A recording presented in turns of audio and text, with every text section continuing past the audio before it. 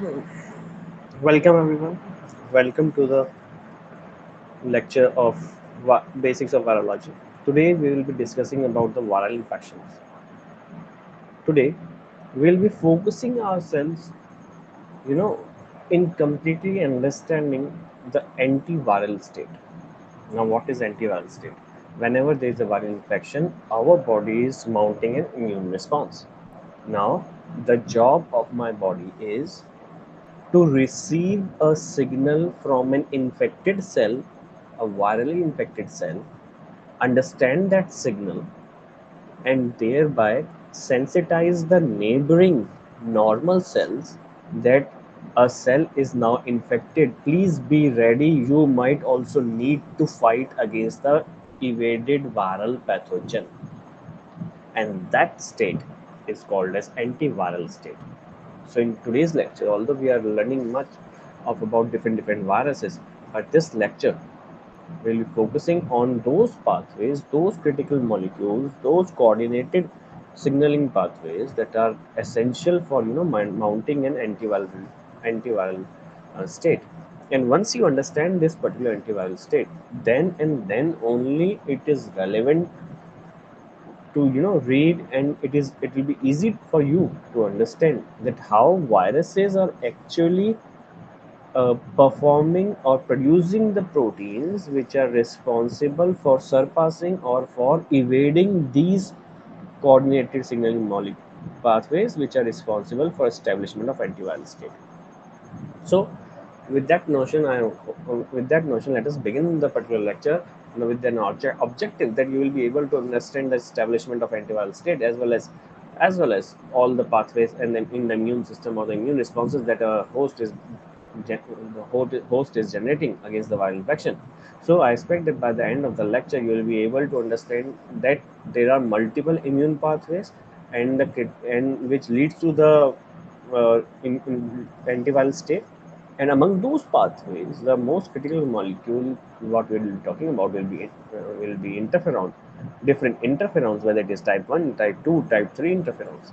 Interferons are the cytokines that are responsible for maintaining the antiviral state or antiviral protein or the interferon response elements that are present inside the genome.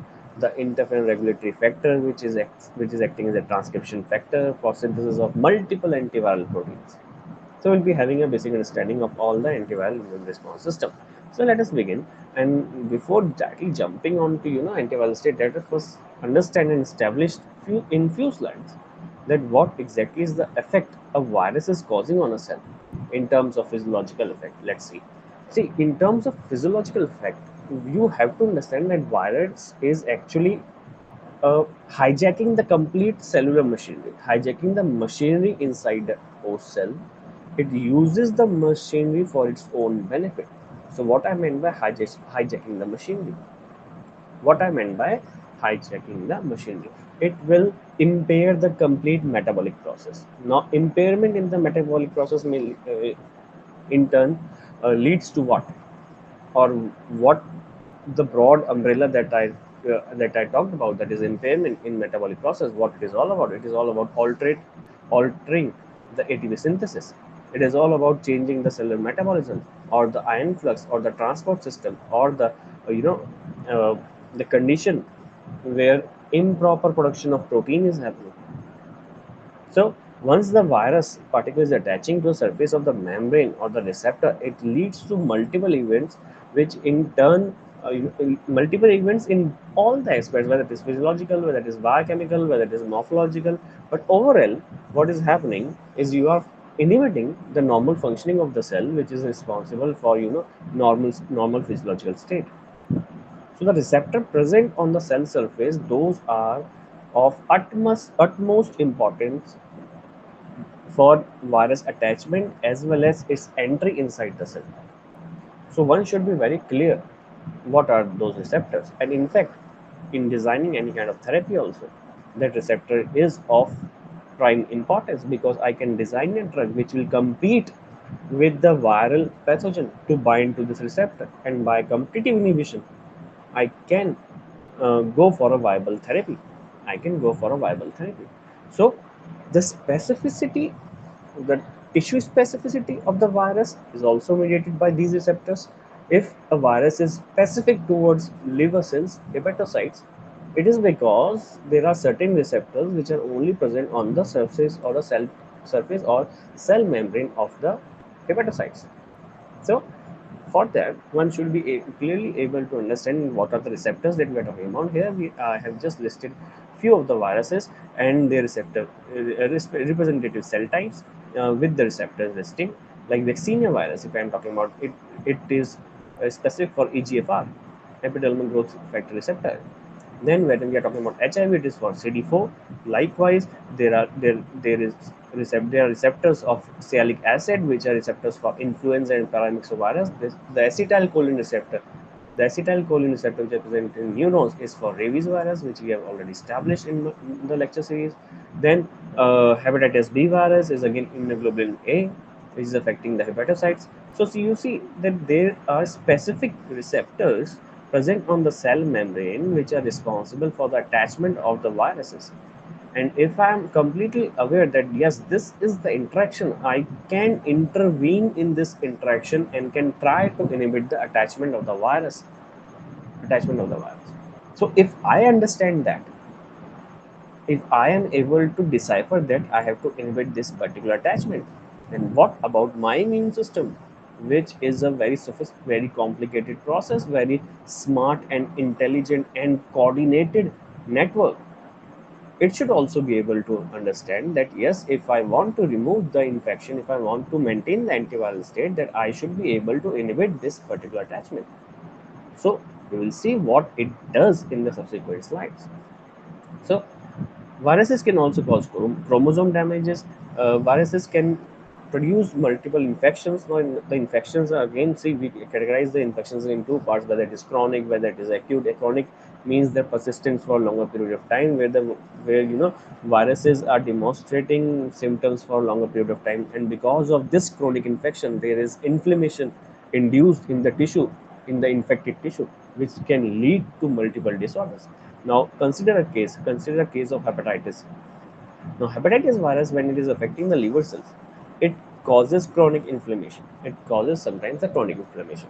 So when there is chronic infection, our immune system will try to remove this infection out.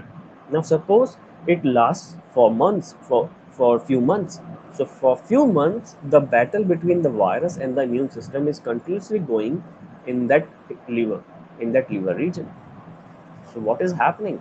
What is happening? A continuous inflammatory response is present and generated and present inside that liver cell, and that leads to chronic inflammation and the pathogenesis of chronic inflammation associated disorders, and particularly cancer or the hepatic carcinoma or cirrhosis. So there are reports which have clearly identified that in multiple hepatocarcinoma, almost 50% of the individuals have been identified to have that particular history of viral infection, to have the history of the viral infection. That's why some of the viruses have been classified as oncogenic viruses also. So based on that, if you're talking about the persistent infection where the virus is not eliminated from the cell, it can lead to chronic inflammation, and thereby what they are doing, they are transforming a normal cell into a cancerous cell, into a malignancy. So the transforming nature because of persistent infection is mediated by genetic changes, and that is a very serious threat. That is a very serious threat. Now, when also we are talking about the persistent infection, then sometimes these infections can also lead to autoimmune diseases condition. Eventually, what is happening? Because of the antigenicity of the host cell, because of the alteration in the antigenicity of the host cell mediated by the virus, the immune system is now recognizing my self antigen as a pathogen and is mounting the response against it. So in turn, my immune system is now become my enemy, is mounting the response against me, which eventually leads to cell death or mortality. So this particular immune response that generates the viral antigen and antibody complexes, Now, suppose in the blood where the antibody is now bound to virus, now antibody is bound to virus, and there is a persistent infection. There is a persistent infection. This particular complex is continuously being formed and is present throughout months. Then this particular complex via circulation can go and deposit to any vital organ. Suppose it deposits to kidney. Once it is depositing to kidney, then it is inducing the inflammation also inside the kidney cells, thereby impairing the kidney functions.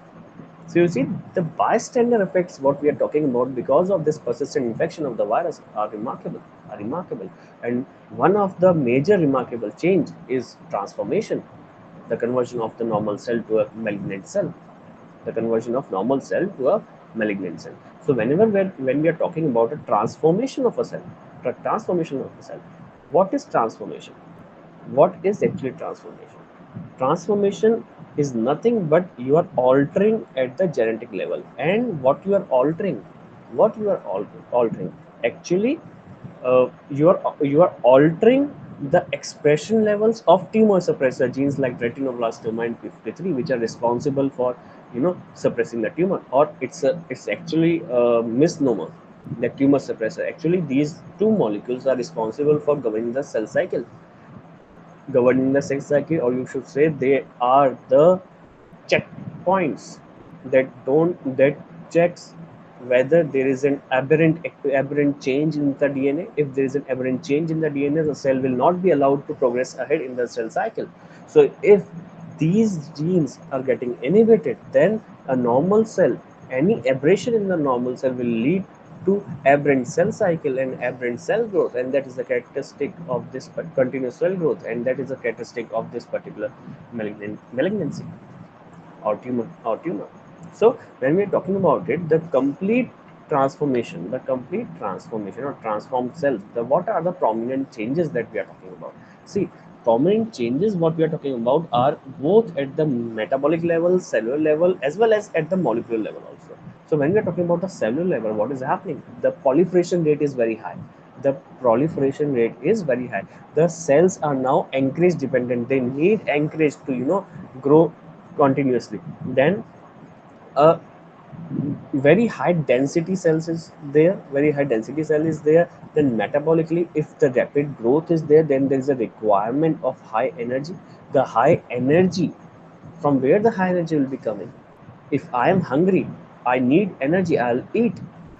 Likewise, if cells are growing rapidly, then what they require? They require certain energy source, instant energy source, and that instant energy source is glucose.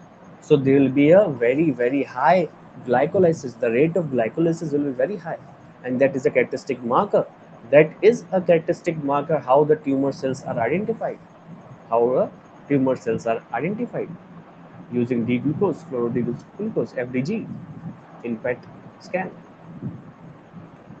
So transport of the nutrient, the secretion of the protease, all these metabolic changes are very high. Then the virus products, you will see that if this is mediated by virus, if the transformation is mediated by virus, and viral infection is the positive agent behind the cancer, what has been observed, then you will definitely see the presence of the nucleic acid, the nuclear genome of this virus inside those cells. You will see the presence of viral proteins inside those cancer cells, and the tumorigenicity will be produced. There will be alterations in the in cell cytoskeleton, as well as there will be alteration in the cell membrane receptors, the cell membrane molecules, the proteinaceous molecules which are present on the cell membrane. There will be an altered expression of the complete cell cycle. There will be increased formation of secondary messengers, because the signaling network will be on higher side. There will be higher expression of the proteins also. So these are the complete changes that contribute to the manifestation of cancer, mediated by persistent viral infection. So you see, whenever whenever there is wherever there is an action, there is a reaction, right? That was the basics of Newton's third law. That was the basis of Newton's third law. In fact, whenever you are pushing a standing wall also, you are doing some hidden work. So if we are pushed so much, we are pushed so much by a virus, then are we keeping quiet? Is my system a system of non-violence? Yes, I am. Yes, my system is for non-violence, but once provoked by an external pathogen, which is doing everything to deteriorate my condition, that my system, then my system will not be sitting quiet.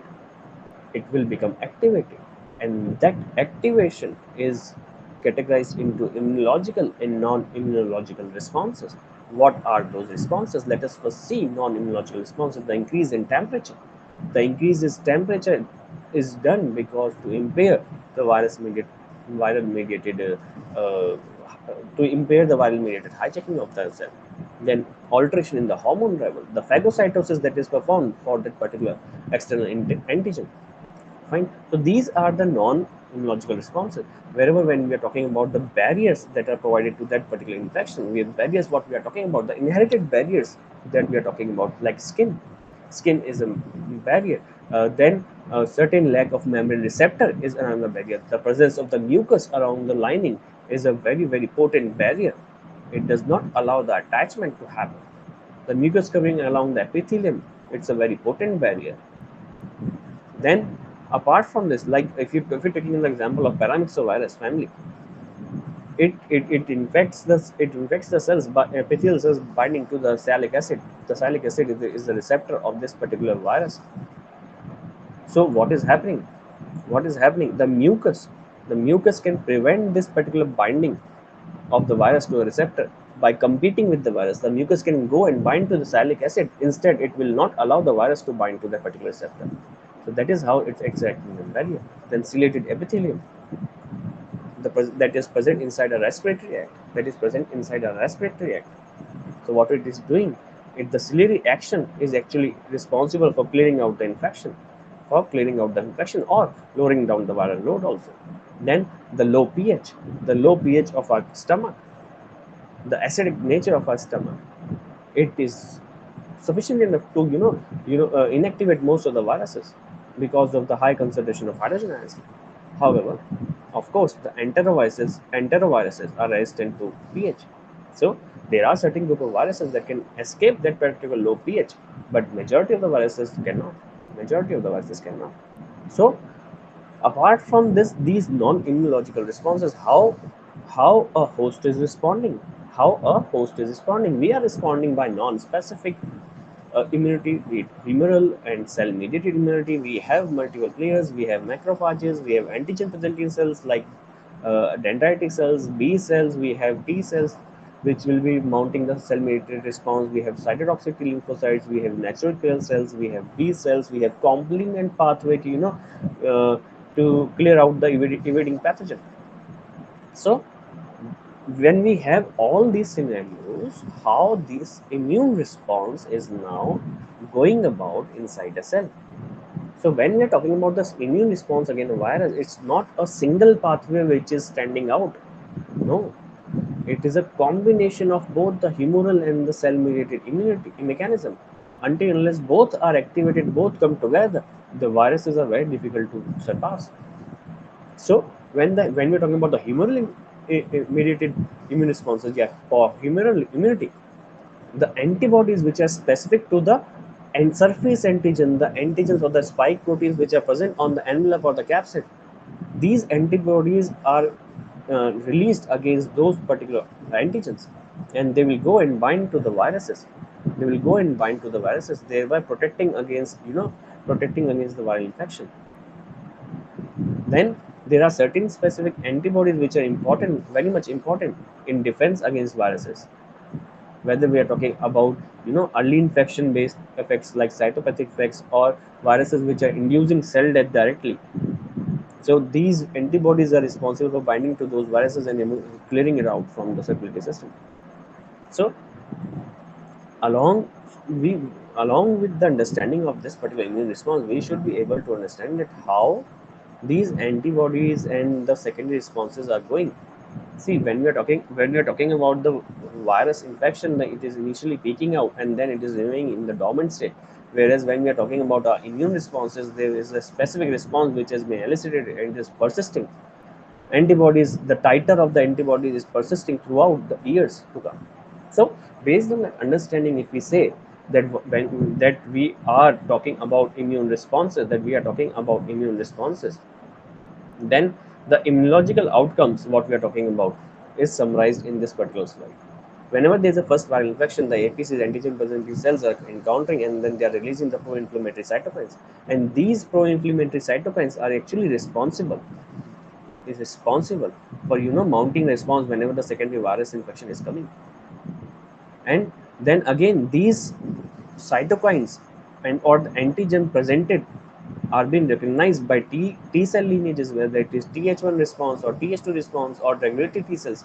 They will recognize them. They will be getting primed.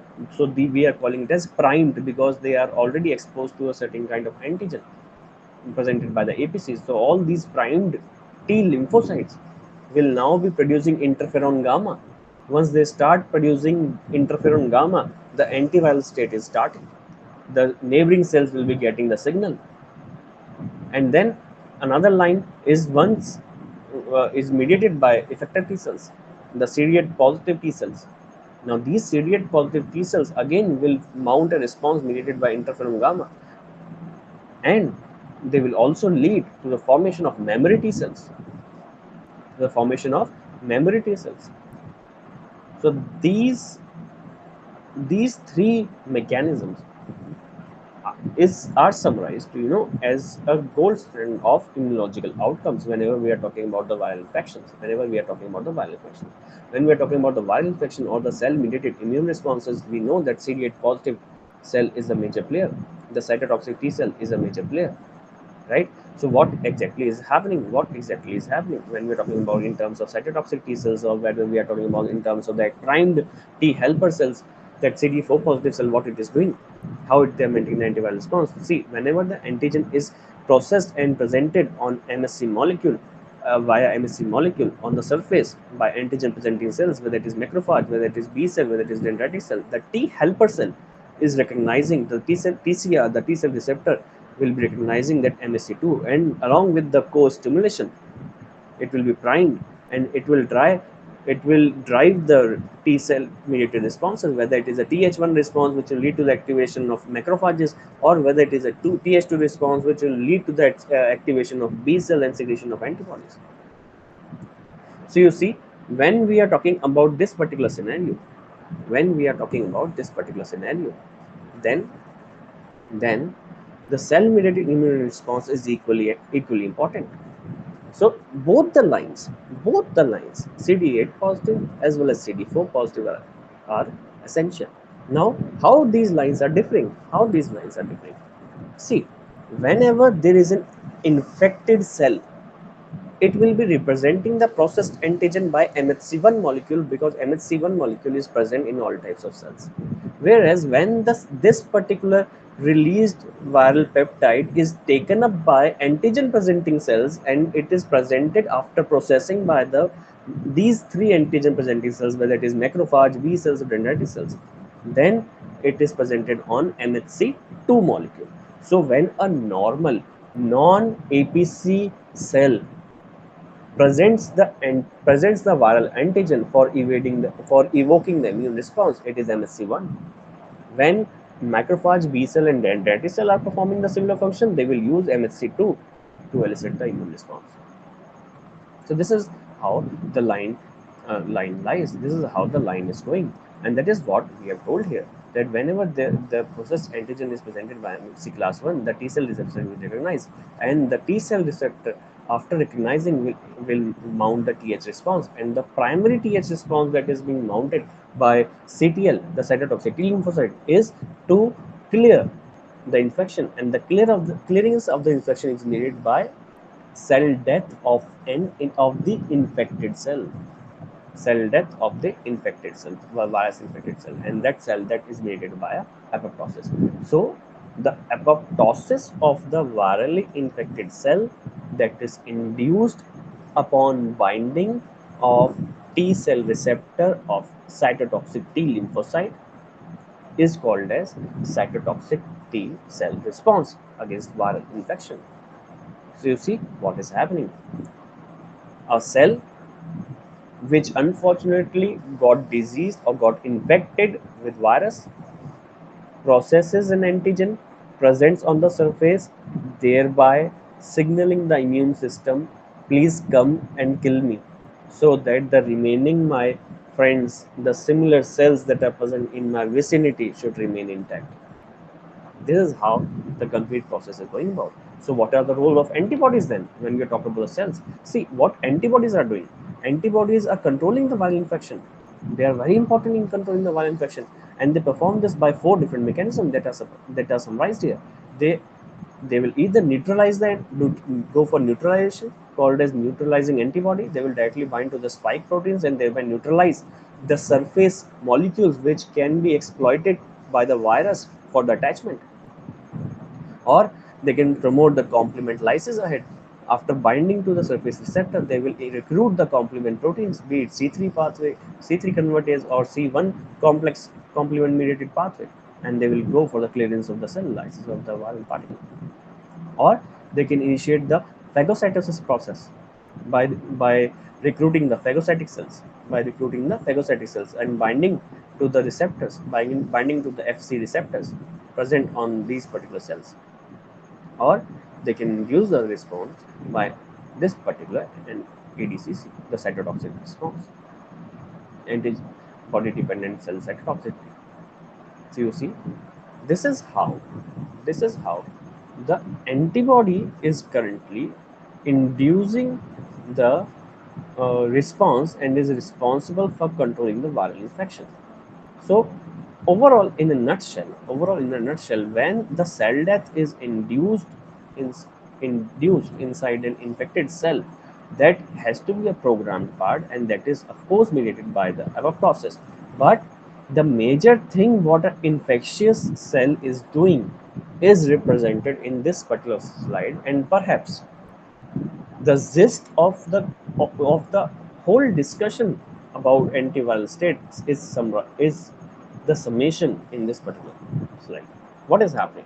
See, we had established that interferon is the molecule which is responsible for antiviral state.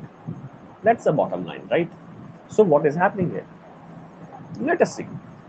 This is a cell. Now it is getting infected by a virus. Once it gets infected by the virus will occupy the complete machinery, and it will start synthesizing its genome. Fine, it will start synthesizing its genome. Meanwhile, what will be happening? There will be a synthesis of interferon mRNA and interferon protein. The interferons will be synthesized simultaneously by the host cell. It will release the interferon, and those interferons will be going and binding to the receptor of a normal healthy cell which is present in the immediate vicinity. Now after binding, they will activate the pathways. What pathways? Certain immunological pathways like JAK pathway or TYK pathway, which will activate the immunoregulatory transcription factors. Those transcription factors will go and bind to the DNA, and they will signal the synthesis of antiviral proteins inside this particular cell. So what is happening? Till now, the virus particle is not being released by the infected cell, and it has not affected any cell, but the interferon is released from the infected cell, signaling that please be ready, please increase your antiviral protein, because a virus is about to kill me, and the virus might affect you. The same virus might affect you. So what is happening? Like in the movies, we used to see that there is a messenger which goes away, far away from the base camp, and then after seeing the pathogen, it comes back and informs the commander that the that enemy is approaching. That's the same function that interferon is performing. So interferons are of two types, whether it is type 1 alpha beta or type 2 the gamma. Once these interferons are released, they bind to their respective receptors. What are those receptors? What are those receptors? The type 1 receptor is different, like AR2. The type 3 receptor is IL-10R, and type 2 receptor is again interferon GR1. Interferon GR1. So all these three interferons are important for us, very much important for us. And among these, That specifically the type 2, the interferon gamma receptor, is of prime importance. Why? Because it is the main antiviral interferon. It is the main antiviral interferon. Once it is binding to its receptor, once it is binding to its own receptor, what is actually happening? The receptor, the transmembrane receptor, what we are talking about, the cytosolic part of this particular receptor is associated with two molecules, JAK and TYK, genus kinase and tyrosine kinase. Now, when I am talking about kinase, the kinase activity, what is kinase activity? Addition of phosphate group, phosphorylation activity, right? So, this receptors, after attachment with the interferon, have phosphorylation capability. So they phosphorylate these particular associated kinases, thereby activating them. Once these proteins, these kinases getting activated, they will phosphorylate the downstream STAT proteins. Then these STAT proteins will form a dimer and associate with interferon regulating factor 9, and collectively these three will go and bind to interferon synthesis response element, which will lead to the synthesis of interferon genes, expression of interferon genes, and will lead to a synthesis of interferons. Likewise, here also the STAT protein will go and bind to this respective element, thereby synthesizing the antiviral proteins and the interferons. And these interferons will be secreted out again, and they will again signal the neighboring cells ahead. So this is how the message passed on, and this is how the cellular pool of antiviral proteins is increasing, thereby the cell is getting ready to fight to an antiviral infection. And this is how the infected cell has signaled and primed a non-infected cell to get ready, and this is how the complete message floats in our body. This is how the complete message floats in our body. So you see, this is how the coordinated complex is going about. That is what we have discussed. The Janus kinase pathway is the core for mounting an antiviral response, or for increasing the expression of an interferon. Now that particle is itself is activated by interferon, but what interferon? It's the responsibility of an infected cell to secrete the interferon out and to signal that now I am infected, you please be ready. Now I am infected, you please be ready, you might also get infection. So this is again the same exit that right now what I have discussed, what we have discussed. So why we are showing it again? Now once you have established that this is the antiviral state, then why we are getting infected? When our normal cells have already seen everything, then why we are getting infected? Now reason is virus is also smart. It synthesizes multiple proteins which actually works to suppress this particular signaling that is mediated by interferon. There are multiple proteins like non-structural protein 1 in different viruses, NSP1, NSP5, that is used as agents to suppress these particular proteins. Those examples I have iterated in this particular slide, like the attachment of interferon to its receptor is blocked by multiple viruses, be it vaccinia virus, be it hepatitis S virus, be it Ebola virus, or the downregulation of the collective pathway is performed. JAK-STAT signaling pathway is downregulated by certain viruses. Certain viruses specifically block the interferon signaling by regulating the miRNA expression, by regulating the miRNA expression of the host cell. MIR30C is known to target the JAK protein. So this is how the complete scenario is going about, and this is how what we are talking in terms of understanding that the viral particle is also understanding this particular scenario. So it understands that where I have to inhibit. It also inhibits some viruses like Ebola virus. What it does, Ebola virus inhibits the binding of this dimer to the response element, to response factor also. Likewise, reoviruses, papillomaviruses, they inhibit at this particular stage. If you are talking about HIV or influenza virus, what they are doing, they are inhibiting the formation or the activation of STAT proteins. So you see what every virus is doing. Every virus has different mechanisms just to inhibit a single axis. What is that single axis? That single axis is interferon mediated sensitization of a normal cell. Interferon mediated sensitization of a normal cell.